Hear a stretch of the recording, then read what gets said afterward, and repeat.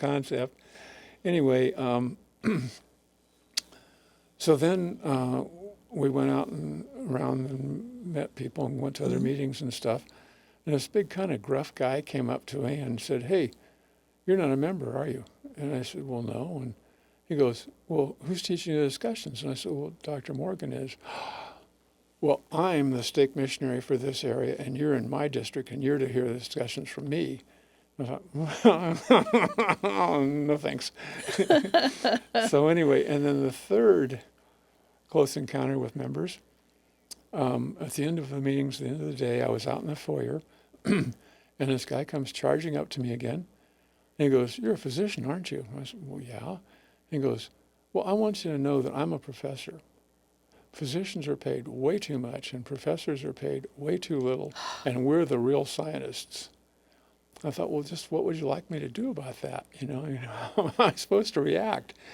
Anyway, I thought I now looking back on it, think of what Elder Joe J. Christensen said, that members want to be missionaries in the worst possible way, and that's how they do it, the worst possible way. But anyway, as I say, I decided after those three encounters that I was here for deity. I was not here for them or anything else to do with them, and it just didn't matter. And so the full-time missionaries came to our house 2 days in a row, taught us 2 discussions at a time, and we were baptized that Thursday by President Morgan. That is wonderful, and I'm so glad you could see past some poor behaviors on the part of people. The Lord kind of put a little speed bump up for us, and we'll see what you're made of here, Vic. And well, you passed the test. I did. I'm so grateful. Somehow, how do you know? But I'm so blessed that was the case. Yes. Uh-huh. And you have 5 children. We do. Wonderful kids. Yeah, wonderful kids. How did the conversion work with them? Well, Jennifer was only a couple years old at the time, so she just fell into it naturally, and and we've all just integrated our children into church activities. I have one more thought, apropos of nothing. Our first Sunday at church, someone took us around and showed us the various classrooms and explained what went on in them, explained Relief Society and so forth. And then we got to the primary room, and the person told us that children, received lessons there, but they also gave talks and sang songs. And I thought, what a wonderful opportunity for kids. I said, this would be worth it to me if just for my children, if they had nothing to do with eternity or blessings or religion or anything else, this would be worth it to me that my children could have that kind of experience. Yeah, it is really quite something to grow up in the church as a child and be given responsibilies and learning opportunities. Yeah, assignments and things at a young age, and to learn to be comfortable with that. Now, tell us a little bit about your children and your family. Well, we have 5 children. They're wonderful, absolutely wonderful. And those 5 children have 4 spouses, and I enjoy them all. Every one of them enriches my life. They're special people in their own right. And then we have 8 grandchildren, and they're wonderful. They're such a blessing. They're so energetic and so enthusiastic, and they're doing so well. It's amazing. That's great. It's just very gratifying to know that all my immediate family are on the path. That's very comforting. That is a wonderful, wonderful gift. It is. It truly is. Yeah. And do you have special activities that you do with your family that kind of keep you guys together? Are you a game table family or a camping family? Or over the years, we took lots of vacations together whenever I could get time and they were out of school. One of our favorite activities was to go to Aspen Grove, the BYU family camp. Yes. It's east of Provo before you get to Heber and just above Sundance. And we loved it there. And we'd all get, have a great time for the week and then make the drive back to Nevada. Oh, well, anyway. Yeah, Nevada, you and the coyotes were out there in Nevada. Yeah, so those were some things that we did. A lot of other vacations. We used to go visit my parents and Peggy's parents at times with the children. Always tried to get out and do things with them whenever the opportunity presented itself. And now, mostly, we get together as often as we can, typically centered around baptism, on birthdays. This is kind of baptism. Anyway, and birthday. At Aspen Grove, our family learned a kind of a goofy birthday song, and that's now our family official birthday song, and so we sing it to each other whenever we have birthdays and get together. Very nice. Yeah. I will not force you to sing it for us Oh, unless please. you want to. Oh, no, thank you. Okay. How did becoming a member of the church help you as a father, or, did the Spirit help you through that process? And how does that change the way you look at your family? Oh, it changes everything. To know they're not just kids around me; they're part of an eternal family unit, and we have common goals and common values and common principles that we live by, and it's wonderful. I got to confess. Okay, one thing. We held family meeting as we could and when we could, and there was typically a San Francisco Chronicle in the physician's lounge at Enloe Hospital, and I look at it when I had breaks and stuff. And one Monday, in fact, I was just cruising, looking through the Chronicle, and there was a story about a fellow who had won the longest paper airplane flight. Won the contest. He made a paper airplane that flew farther and longer than any other paper airplane. And I thought, that's interesting. And he showed how he did it. It was in the paper, in the article. And I thought, wow, okay. So family home evening that night, had our lesson and everything. I said, okay, it's time for the activity. Here's a sheet of paper. Everybody make a paper airplane. And guess who won? Good for you. It's important for dads to win. Well, now the kids will know I'm confessing that that's how it happened.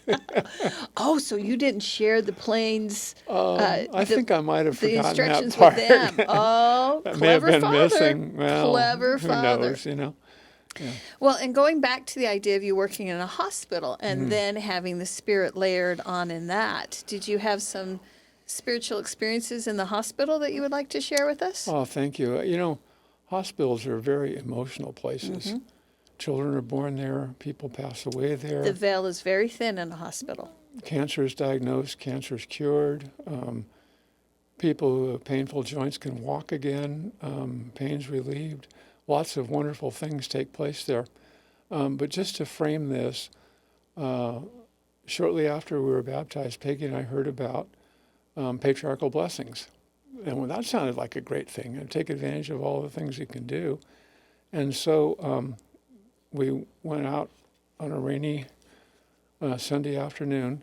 At that time, Oroville was part of the Chico stake, and the stake patriarch, Patriarch Smith, was based in Oroville. So Peggy's parents came down from Paradise to watch our daughter, and we drove together out to Oroville in the rain. And we parked and went into this little double-wide mobile home. And it was like I'd stepped into another world. The feeling there was so powerful. And I hadn't experienced anything that in depth before. It was amazing to me. And so we sat down with the patriarch and we just chatted. Nothing specific particularly, but it was just a pleasant visit. He was a very nice fellow and good to be in his presence. And then he gave me a blessing. And one of the things that he blessed me with was that I would receive spiritual experiences that would be strengthening of me throughout my life. And I thought, well, that's interesting. Okay. At the hospital, I've had many wonderful experiences. I remember one afternoon, I'd just finished my cases late in the afternoon, and Dr. Wallace Crosby, your father, who was a renowned emergency room physician, called me over to the emergency room. So I went over, and Bishop Joe Montgomery was there. He'd been on a ladder, fallen, and as typical, put out his arm and broke his shoulder. And there was an x-ray, and I'm not a radiologist, but anyone could see the bone was separated and maybe a little bit rotated, so that was a mess. And he was going to need a very painful operation with a lengthy recovery. And so your father and I gave him a blessing. And I don't recall the details, but we gave him a blessing. And then we waited. Dr. Bill Doherty was finishing patients in his office and came over as soon as he could. And he came in, and I remember just kind of, there he is, the doctor's arrived. And he came in and He looked at Joe, and he looked at the x-ray, and he looked at Joe again. He looked at the x-ray. He says, "We need another x-ray." And I thought, what's changed? You know, what makes you say that? Got another x-ray. The fracture, of course, was still there. The bones were perfectly aligned. And so he had no need for surgery. He just went home in a sling for 6 or 8 weeks, and it healed naturally without a major operation. So that was a wonderful, wonderful thing to see unfold right before my very eyes. Wow. Part of my anesthesia responsibilities were for obstetrics and also for cesarean sections. There was a young woman who'd had a previous cesarean section. She'd gotten pregnant again, and she had called a fetal demise. Her baby had died in her uterus. It was tragic, absolutely tragic, a very tough situation. Anyway, since she'd had a previous C-section, she would need another one. And typically we do spinal or epidural anesthesia for C-sections because that minimizes the amount of drug that the mother and therefore the fetus get. But in this case, it didn't matter. And besides that, who wants to be present for that situation? Yeah, it'd be tough.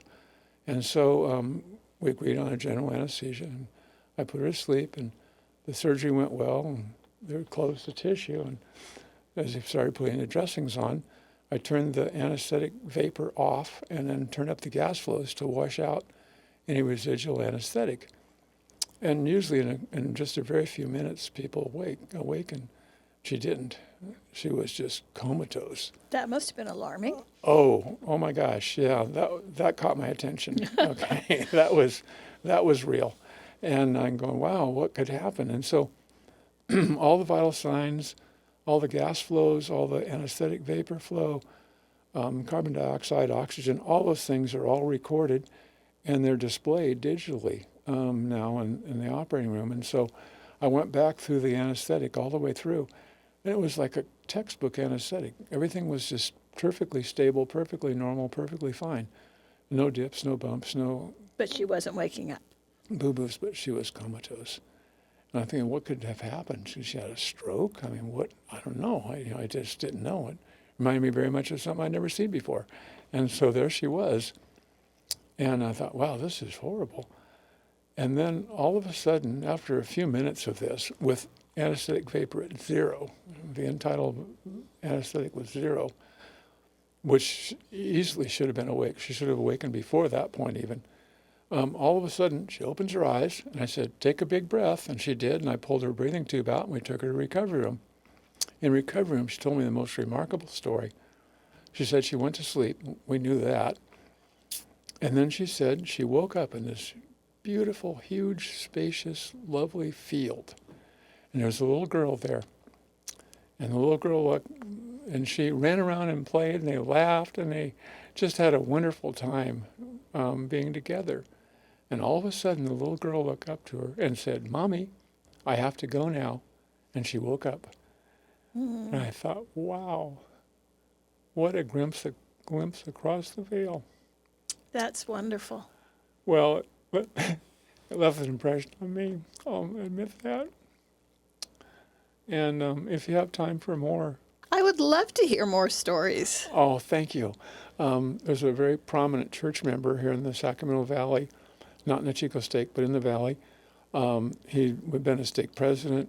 He'd been a mission president, a temple president.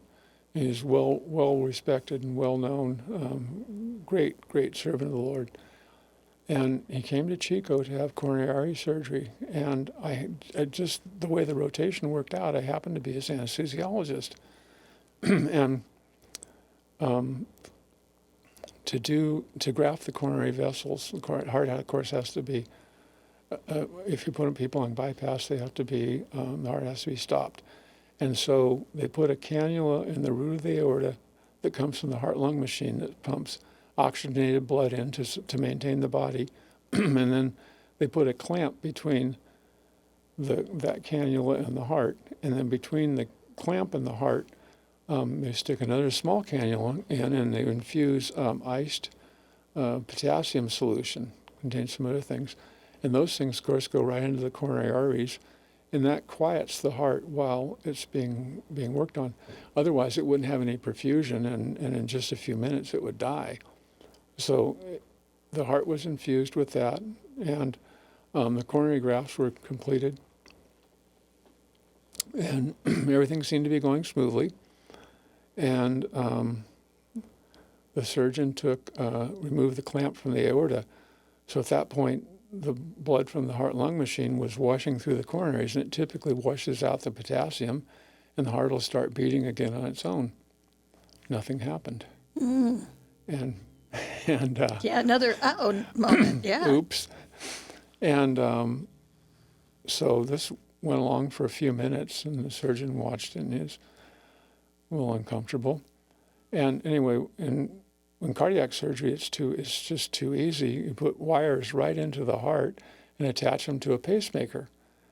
And so they did that and turned the pacemaker on, and usually instantly the heart starts beating because it's getting electrical stimulation. Nothing. It was like a pot roast. I mean, there's nothing going on at all, no activity. And the surgeon was starting to get a little concerned, as were we all. This is a serious situation. And then you have to wonder, well, did the potassium solution, was it correctly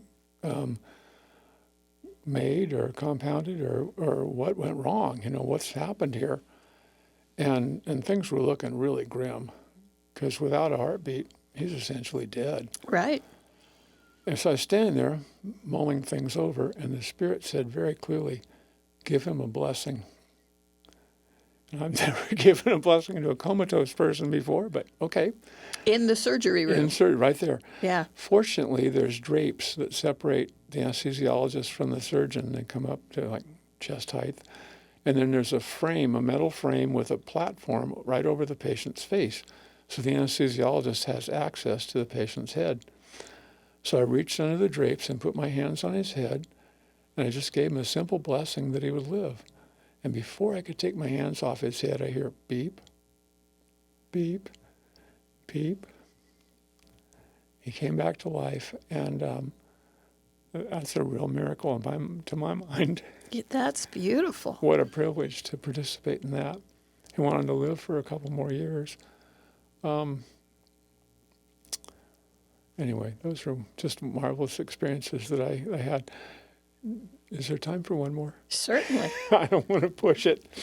I was a counselor to 3 bishops, and at the end of his term as bishop, to Bishop Jim Watts, and then for the full 3 years with Ned Kirkham, and then for a time with Ed Millett, and then Chico First Ward, whatever.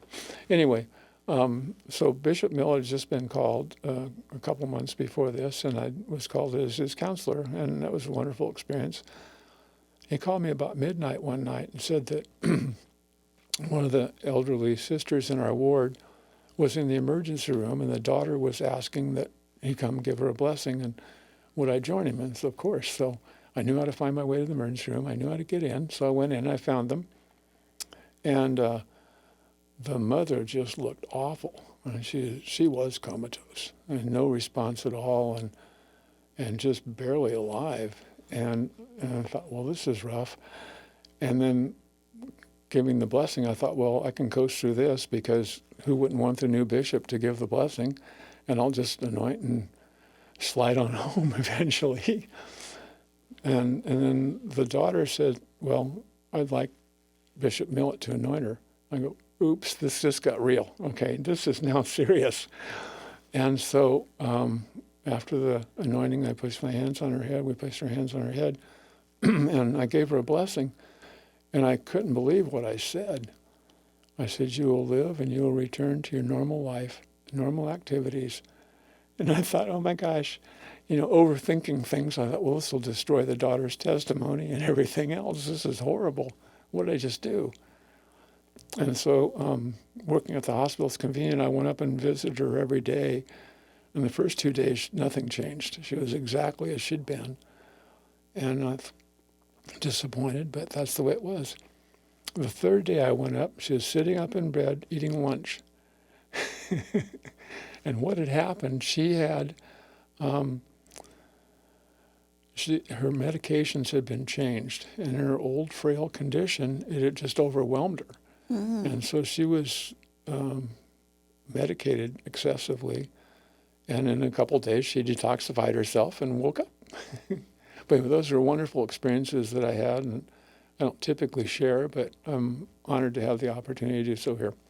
That is great. And you've had lots of callings in the church, and now that you are retired, you and Peggy have had some pretty unique callings. And some pretty mundane ones. We've all had some mundane ones. We enjoyed them all. Can you share what it was like being, you've been a temple ordinance worker? Well, let's back up from there. Oh, okay. Okay. As soon as we retired, we both thought about missions. And a couple months into retirement, I went and visited with President Brown, who was at the Institute, of course, and we talked about possibly working at the Institute. And he was a little hesitant, but anyway, we talked about it. And then about a month later, I got a phone call and came in and visited with him, and he invited us to serve as missionaries at the Institute of Religion, and also with the Young Single Adult Ward, and also with the BYU Idaho Pathway Program, and for 2 years. And that was a wonderful time. I enjoy that age group. Anyway, they're fun people, and it was just really neat. At the Institute, I had an adult class in the evenings, and we talked doctrines of the gospel the first year, and then went through the Book of Mormon the second year, which was a great experience. It really helped me see the Savior in the Book of Mormon. And then the first year with the BYU Idaho Pathway program, we went around and recruited people for it. And then the second year, we led the younger age group class in Werlhof, so they could combine Redding Anderson and Chico Stakes. And that was a wonderful experience. I think one of the most gratifying things I've done since retirement. There was a young fellow, there were several stories, but there's about 20 people in the class. And there's a combination of a spiritual Book of Mormon lesson and then practical life skills, reading additions, and so on. Just basic skills that people would need to function in college to get them up to speed. And there's a fellow who kind of slept through seminary and stumbled through high school and hadn't particularly done anything. Had an unsatisfactory job and was gotten in some trouble with the law, and there he was in the class. And by the end of the class, he stood up and said that how he'd never read the Book of Mormon before in his life, and now he had a testimony of the truthfulness of it, and he was looking forward to going on to a college education. So that was very gratifying. And then after a time, we signed up. Seniors should be involved in family history, I've always thought. I've had a lot of help with family history from friends and other sources, but anyway, we decided we need to get involved in family history, so we signed up as family search missionaries.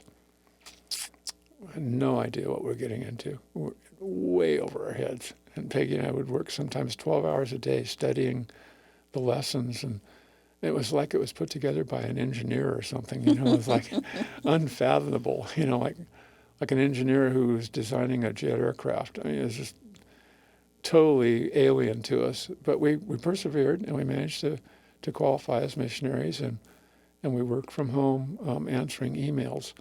And that was just really fun. We worked together, and then it gave us a skill set that we needed to eventually work in the Family Search Center here in the state. We've been there 4 years. After that, we were ordinance workers in the Sacramento Temple for 2 years. And during that time, we got a call from Elder Paul Watkins, the area authority 70 at the time, to meet with him in Gridley. So we went down, thought, what on earth could he be calling us for? This is strange. And he called us to be the California Roseville Regional Church History Specialists.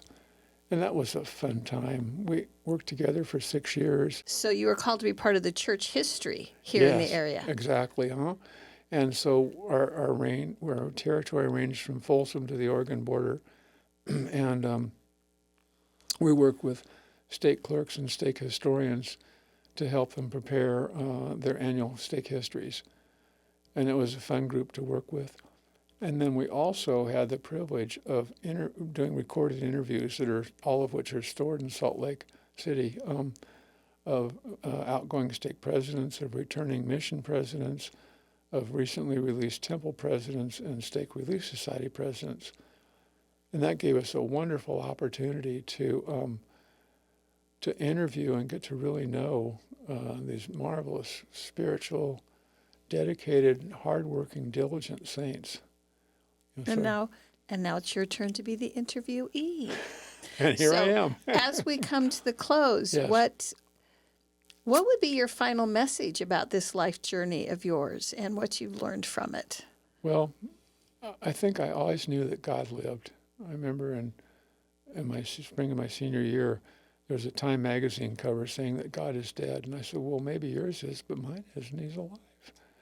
And I don't know how I knew that. I had no idea who God was, but I knew in my heart that God was alive. God lives. And the more impressive part to me is that he cares about each of us. He's intimately involved in the details of our life.